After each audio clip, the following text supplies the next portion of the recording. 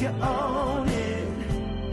Let every mile bring a smile, yeah. Welcome back to another episode of the Rolled Up Podcast with Meredith and Craig. This week, something near and dear to my heart, a value of mine, a value of ours. Value of both of ours. Yep. We're talking about integrity. I love this episode. I'm so pumped for this episode. Integrity is something that has become super important. I didn't really realize that not everyone feels the same way about integrity. Not everyone acts with integrity. This was a lesson I learned really strongly in my corporate gig, in my corporate life, that not everyone does what they say they're going to do. Because integrity, let's define it for everyone so that we're all singing from the same song sheet. For me, integrity is when your actions and your values and your words are all aligned. Like when you align your words, actions, and your values, and you operate out of those. Yeah.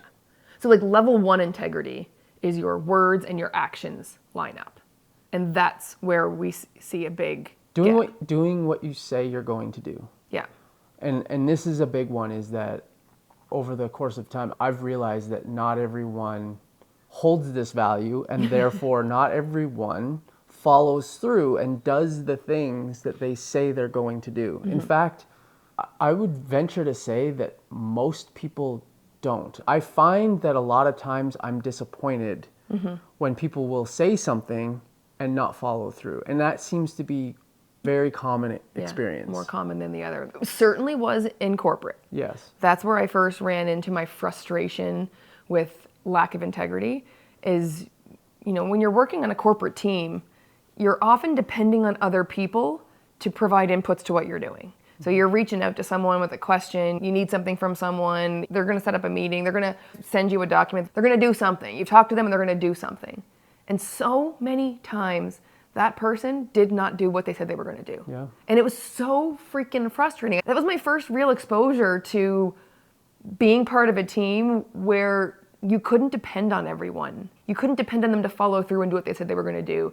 And what was frustrating about that, especially for me, was because my integrity is so important to me that I'm going to do what I say I'm going to do. And the problem comes up when I'm depending on you to send me something as an input to what I'm trying to do for what my deliverable, and you aren't following through and you're not providing my input, then I'm having a hard time delivering my deliverable.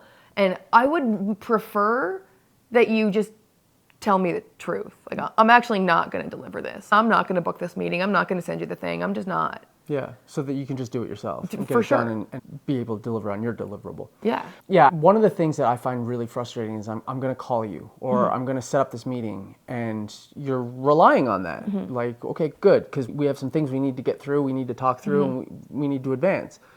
And no call or no meeting booked or whatever. And it's just, you're like so frustrated. So let's talk about how this relates to relationship, like marriage.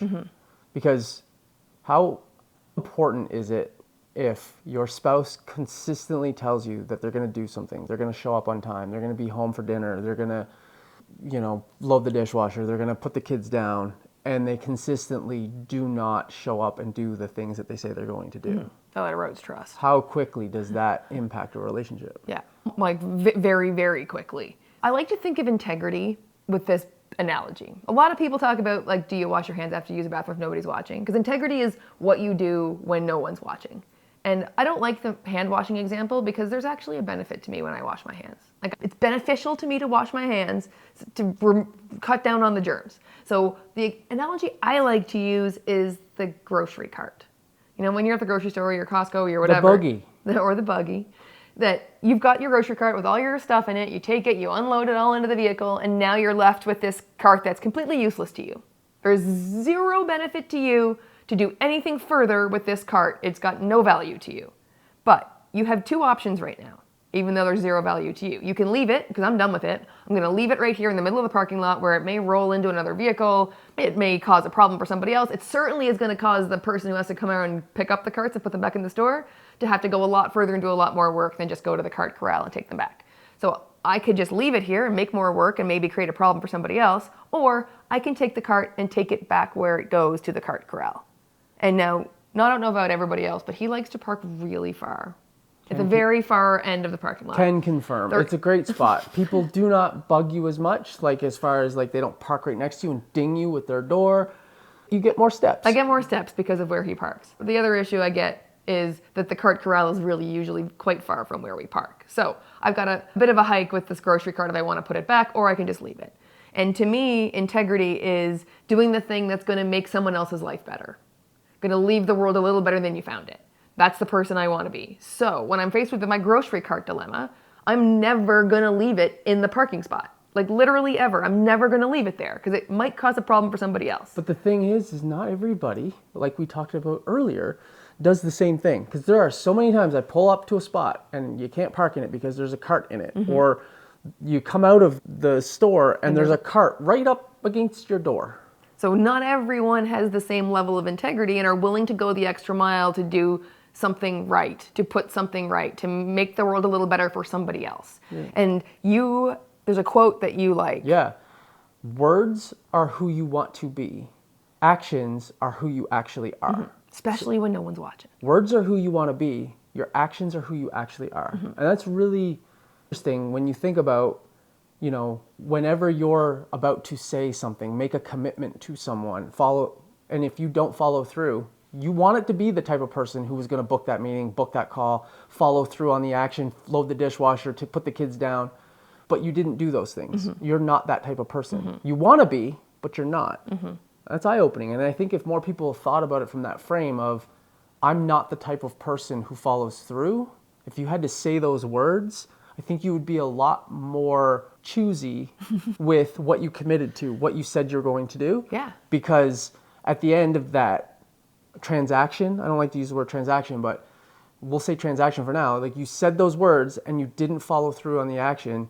Now you have to repeat the words. Like, I guess I'm not the type of person who does that thing. Mm-hmm. I'm not that person. Yeah. If you tell that to yourself after every time you don't do something you said you're going to do, I'm not the person I want to be. So if level 1 integrity is matching your actions to your words, it's a little bit deeper than being honest. Like, honesty is a part of it. Like, honesty is being truthful, but when you say something and don't follow through on it, you might have been being truthful in the moment. Like, I'm planning to do this. Mm-hmm. And integrity means actually following through, even when it's not convenient. Yeah, even when you don't want to, even when it's hard, even when it doesn't feel good for you. Yeah. But you said you were going to. Right. And integrity is following through and making it happen. Right. And level 2 integrity is aligning your values to your words, to your actions, so that you are always speaking in alignment with the values that you hold dearly, and then behaving following through and taking the action on what you said you're going to do. Yeah, because if you don't align your values, you very well could be committing to doing something that doesn't align with your values. Mm-hmm. If it doesn't align for your values, then don't ever make that commitment. Mm-hmm.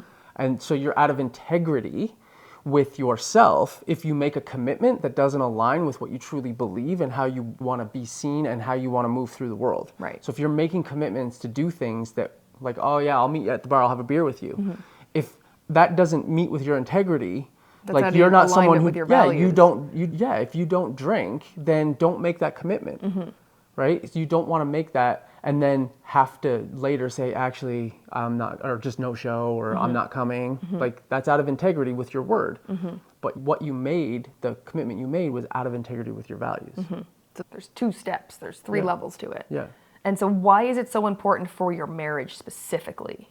If you don't follow through and do the things you say you're going to do, you're going to lose trust. You're going to erode the foundation that you're trying to build on. Like, relationships are built on trust. If you can't trust the other person in your relationship, you have a fundamentally flawed relationship. It will not work. You have to have trust. And not following through erodes that trust. Yeah, completely. It also erodes the emotional safety. Like, when you're acting in integrity with your values and your words, then that creates a safe space for the relationship and for your partner. And when you are out of integrity, when you're acting out of alignment with your values, maybe you are using their vulnerabilities as ammunition in an argument. Maybe you're breaking promises to them. Maybe you're not validating their feelings when that's part of your value system and what you agreed to. I mean, going back, like, when you start a marriage, you make vows to each other. Like, and are you in alignment with those vows that you made, those words that you spoke? Are you in alignment with those? And when you're not, you're breaking trust, you're breaking emotional safety. Yeah. And that's creating resentment. When you are out of integrity, when your values and your words and your behaviors are out of line, that creates that undercurrent of resentment that is going to poison your relationship from the inside out. And it just creates conflict. When you say you're going to do something and you don't follow through, and the other person's expecting that thing, they're going to say something. It's going to become a conflict. Then when you are in conflict, usually what happens is that you get defensive because they start to point, like you said you were going to do the thing, you didn't do the thing, you get defensive, making an excuse, like I didn't have time, maybe. whatever. You should have however told me. your response is an emotional response, and then the other person piles on with another emotional response, and there's finger pointing and defensiveness back and forth. It's not a good scene. So obviously it increases the conflict within your relationship. Yeah. And so to reintroduce or to strengthen the integrity in your marriage, there's a few steps. And I think the first one is actually getting clear on your values. If we're trying to align our values with our words, with our actions, I think we first need to be super clear on what are those really important, those top 3 values that are deeply personal to us, that define who we are as a human being. What are those 3 most important values? And then using your words carefully, aligning your words with your values, not committing to do something that's out of alignment with who you are. And once you've made that alignment, then following through and keeping your word, keeping those promises. Yeah. Even when it sucks, even when you don't feel like it, because it's who you are as a human. And the thing is we all make mistakes. So sometimes you're going to make a commitment or a promise and you're not going to be able to follow through for whatever reason. And that's fine.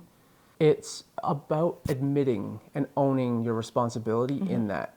Like admitting your mistake, letting the person that you let down know that you understand what happened and that you apologize and that you Learn from it. will do better grow. and we'll do better. Yeah. Yeah, because we're all human. Nobody's perfect. I'm not saying you have to get it right every single time. But when you get it wrong, own it. Yeah. And that goes a long way in maintaining that trust. Because every one of us as humans know that we all make mistakes. We can be very forgiving and understanding when it comes to our spouse making a mistake if they just own it. Yeah. Just come to us and own it. If you blame shift and make excuses, that's when the defensiveness comes in and we start to and we get the conflict coming. Yeah.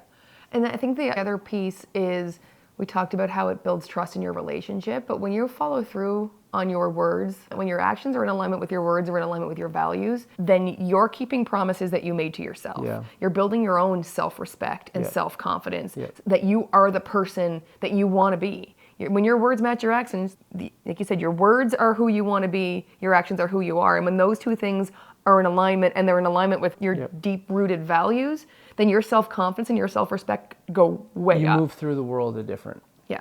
You walk differently through the world, for sure. You become more confident, you hold your head higher, you understand your own self-worth, you understand who you are as a human and how you come through. And that's huge when it comes to self-respect, self-worth, self-confidence, and how you move through the world. Yeah. And I think the last thing that comes to mind around integrity is we hear a lot, especially in the entrepreneurship world, but it's everywhere, that we're in a trust recession. Yeah. Like there's less trust in the world between business and consumer and client and just between people in the world. There's a trust recession. And I think the main reason for the trust recession is that we actually have an integrity recession. We do. Going back to what you said at the beginning, that it feels like, in our experience, people acting with integrity is less common than people acting out of integrity. Yeah. And that sucks. It does. And it sucks. We talked about it on a personal level, but in a business relationship, it sucks too, because you're, as a consumer, you're holding these businesses, these coaches or online businesses or grocery stores that they're going to provide the product or they're going to provide the thing. They're going to do what they say they're going to do. And a lot of times we find like customer service lacking. Like you get this defunct piece of equipment or something that doesn't work, and you go to try to talk to someone and you can't even find a human to talk to half the time. But yeah, it's like, do you stand by the thing? I bought it, it doesn't work. Help me out. Yeah. And, you know, you're right. There's a huge trust recession. And I think a lot of times, most of it is because we have an integrity recession. People aren't following through. They aren't who they say they are. They aren't delivering what they say they're going to deliver. Yeah. And in your marriage, that's so important. So if you've committed to being home on time, being home by 6 o'clock to have dinner with the family, be home by 6 o'clock or don't commit to it. You want to maintain the trust in your relationship. If you say you're going to do something, be somewhere, show up in a certain way, Do the thing. do the thing or don't say it. One or the other. And so integrity is the backbone of your marriage. You made vows in the beginning of your relationship, in the beginning of your marriage. Yeah. Are you living those now? Are you following through and delivering, and do your actions match the words, the person you said you were going to be on that day? Do your actions reflect that? Are you the person you said you were going to be? And it's a big question. Yeah. And don't beat yourself up over the answer. Just start changing it and doing better. Yeah, if you find yourself out of integrity, like, let's not go into a shame spiral. Let's do better. Let's recommit to, okay, what are my values? Are my actions and my words aligned with them? And if not, what do I need to change? And then move forward with a plan of my values, my actions, my words are all in alignment. I'm not going to make promises I don't keep. And when I make a promise, I am going to follow through and I'm going to make sure that I do it. So That's integrity. that's integrity. Very important value for both of us. And I invite you to take a look inside and figure out whether you are living in integrity or not, and where maybe you aren't and how you can change it. So what's the one action you're going to take based on our conversation this week? The one thing you're going to take into your relationship to transform your relationship this week? And maybe share this episode with a friend, with someone else who might need to hear it. And on that note, we love you and we'll see you next week. Before we wrap up, we just want to remind you about something really special we've created, the Infinite Relationship Mastermind. It's like a VIP backstage pass for anyone looking to level up any and all of the relationships in their life. And we're not just talking about the relationship with your spouse, though it does include that one. We're also talking about the relationships with yourself, your friends, your business partners, your family, all the important people in your life. This mastermind is for anyone ready to take all of their relationships to a whole new level. Whether you're thriving and you want to thrive even more, or you're feeling a little stuck and need some extra love and support. We host exclusive live courses. We create a safe, no judgment space where members can just open up and honestly just have a ton of fun connecting with other amazing people who are building stronger relationships.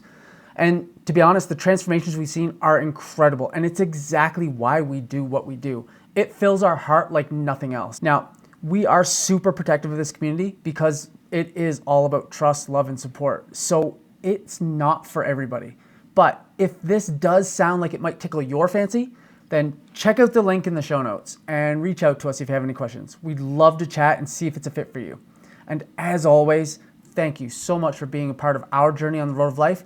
And remember, you've got this, and we're here to help you every step of the way. So we'll see you next week. Bye for now. Road of life, yes, you are.